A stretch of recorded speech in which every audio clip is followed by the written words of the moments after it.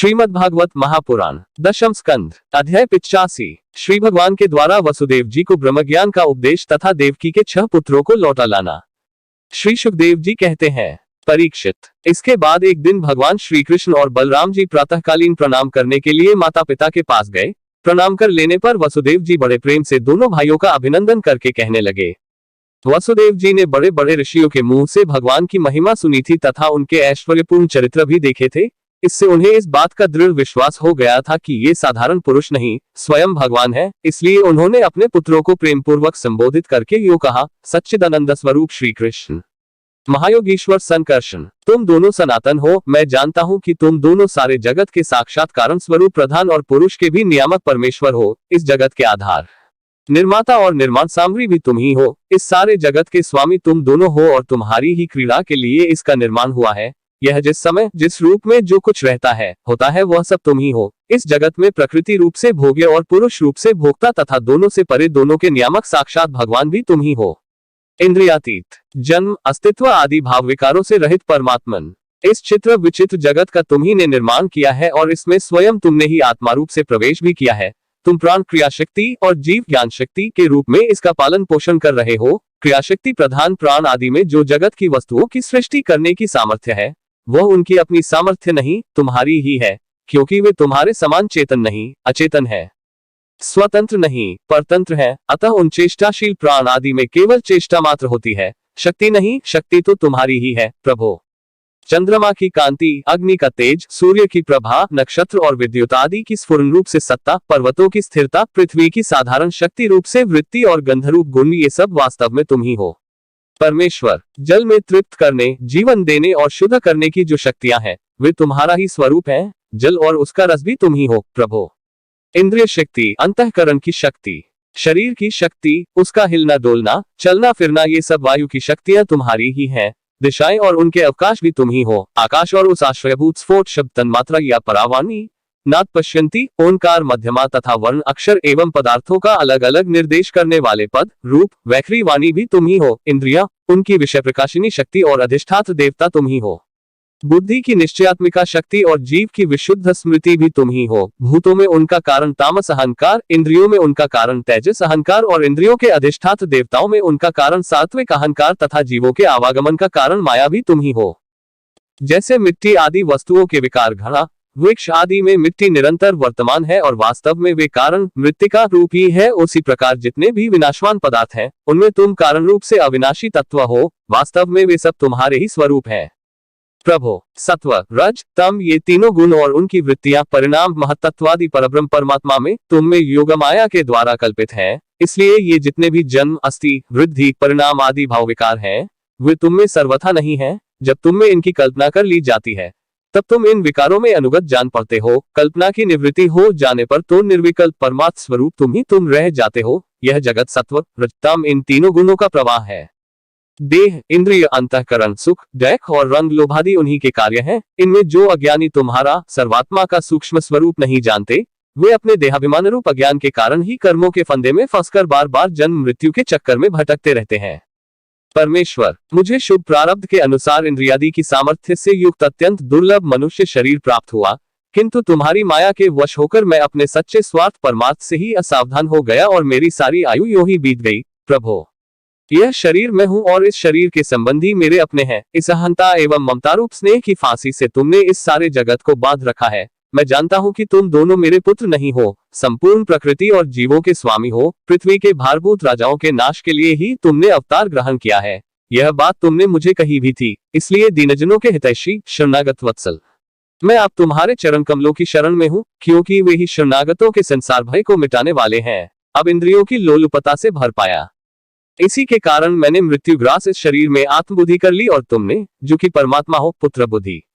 प्रभो, तुमने प्रसव गृह में ही हमसे कहा था कि यद्यपि मैं अजन्मा हूँ फिर भी मैं अपनी ही बनाई हुई धर्म मर्यादा की रक्षा करने के लिए प्रत्येक युग में तुम दोनों के द्वारा अवतार ग्रहण करता रहा हूँ। भगवान, तुम आकाश के समान अनेकों शरीर ग्रहण करते और छोड़ते रहते हो। वास्तव में तुम अनंत एकरस सत्ता हो। तुम्हारी आश्चर्यमयी शक्ति योगमाया का रहस्य भला कौन जान सकता है। सब लोग तुम्हारी कीर्ति का ही गान करते रहते हैं। श्री सुखदेव जी कहते हैं, परीक्षित।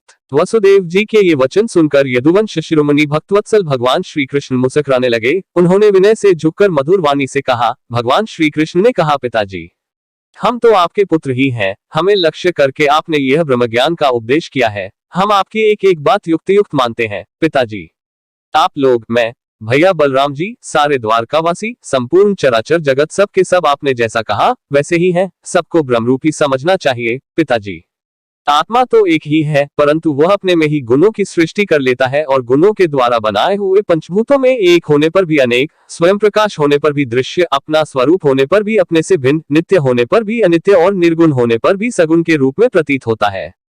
जैसे आकाश, वायु, अग्नि, जल और पृथ्वी, ये पंचमहाभूत अपने कार्य घट, कुंडल आदि में प्रकट अप्रकट, बड़े छोटे, अधिक थोड़े, एक और अनेक से प्रतीत होते हैं, परंतु वास्तव में सत्ता रूप से वे एक ही रहते हैं। वैसे ही आत्मा में भी उपाधियों के भेद से ही नानात्व की प्रतीति होती है। इसलिए जो मैं हूँ वही सब है। इस दृष्टि से आपका कहना ठीक ही है। श्री सुखदेव जी कहते हैं, परीक्षित, भगवान श्री कृष्ण के इन वचनों को सुनकर वसुदेव जी ने नानात्व बुद्धि छोड़ दी। वे आनंद में मग्न होकर वाणी से मौन और मन से निसंकल्प हो गए। कुरुश्रेष्ठ, उस समय वहां सर्वदेवमयी देवकी जी भी बैठी हुई थी। वे बहुत पहले से ही यह सुनकर अत्यंत विस्मित थी कि श्री कृष्ण और बलराम जी ने अपने मरे हुए गुरुपुत्र को यमलोक से वापस ला दिया। अब उन्हें अपने उन पुत्रों की याद आ गई जिन्हें कंस ने मार डाला था। उनके स्मरण से देवकी जी का हृदय आतुर हो गया, नेत्रों से आंसू बहने लगे। उन्होंने बड़े ही करुण स्वर से श्री कृष्ण और बलराम जी को संबोधित करके कहा।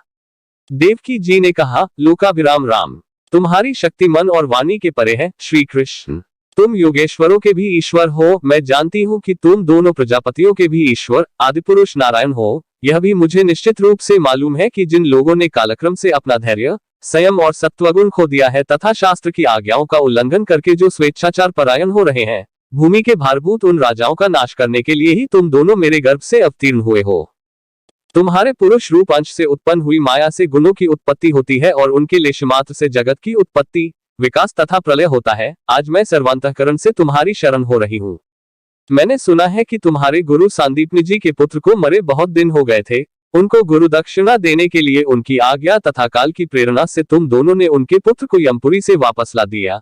तुम दोनों योगीश्वरों के भी ईश्वर हो, इसलिए आज मेरी अभिलाषा पूर्ण करो। मैं चाहती हूँ कि तुम दोनों मेरे उन पुत्रों को जिन्हें कंस ने मार डाला था ला दो और उन्हें मैं भर आंख देख लूं।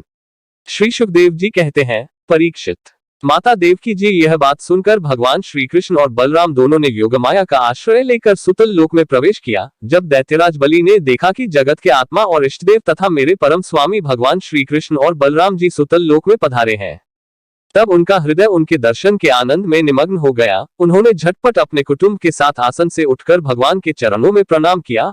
अत्यंत आनंद से भरकर दैत्यराज बलि ने भगवान श्री कृष्ण और बलराम जी को श्रेष्ठ आसन दिया और जब वे दोनों महापुरुष उस पर विराज गए, तब उन्होंने उनके पांव पखारकर उनका चरणोदक परिवार सहित अपने सिर पर धारण किया। परीक्षित, भगवान के चरणों का जल ब्रह्मापर्यंत सारे जगत को पवित्र कर देता है। इसके बाद दैत्यराज बलि ने बहुमूल्य वस्त्र, आभूषण, चंदन, तांबूल, दीपक, अमृत के समान भोजन एवं अन्य विविध सामग्रियों से उनकी पूजा की और अपने समस्त परिवार, धन तथा शरीर आदि को उनके चरणों में समर्पित कर दिया। परीक्षित, दैत्यराज बलि बार बार भगवान के चरण कमलों को अपने वक्षस्थल और सिर पर रखने लगे। उनका हृदय प्रेम से विह्वल हो गया, नेत्रों से आनंद के आंसू बहने लगे, रोम रोम खिल उठा। अब वे गदगद स्वर से भगवान की स्तुति करने लगे। दैत्यराज बलि ने कहा, बलराम जी, आप अनंत हैं, आप इतने महान हैं कि शेष आदि सभी विग्रह आपके अंतर्भूत हैं। सच्चिदानंद स्वरूप श्री कृष्ण, आप सकल जगत के निर्माता हैं। ज्ञान योग और भक्ति योग दोनों के प्रवर्तक आप ही हैं। आप स्वयं ही परब्रह्म परमात्मा हैं। हम आप दोनों को बार बार नमस्कार करते हैं। भगवान, आप दोनों का दर्शन प्राणियों के लिए अत्यंत दुर्लभ है, फिर भी आपकी कृपा से वह सुलभ हो जाता है, क्योंकि आज आपने कृपा करके हम रजोगुनी एवं तमोगुनी स्वभाव वाले दैत्यों को भी दर्शन दिया है। प्रभो, हम और हमारे ही समान दूसरे दैत्य, दानव, गंधर्व, सिद्ध, विद्याधर, चारण, यक्ष, राक्षस, पिशाच, भूत और प्रमथनायक आदि आपका प्रेम से भजन करना तो दूर रहा, आपसे सर्वदा दृढ़ वैर भाव रखते हैं।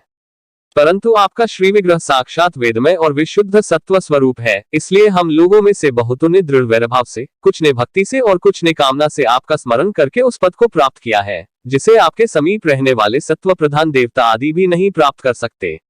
योगेश्वरों के अधीश्वर, बड़े बड़े योगेश्वर भी प्रायः यह बात नहीं जानते कि आपकी योग माया यह है और ऐसी है, फिर हमारी तो बात ही क्या है।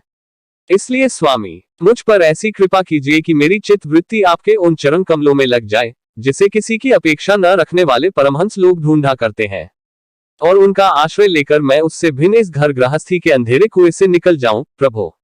इस प्रकार आपके उन चरण कमलों की, जो सारे जगत के एकमात्र आश्रय हैं, शरण लेकर शांत हो जाऊं और अकेला ही विचरण करूं। यदि कभी किसी का संग करना ही पड़े तो सबके परम हितैषी संतों का ही प्रभु।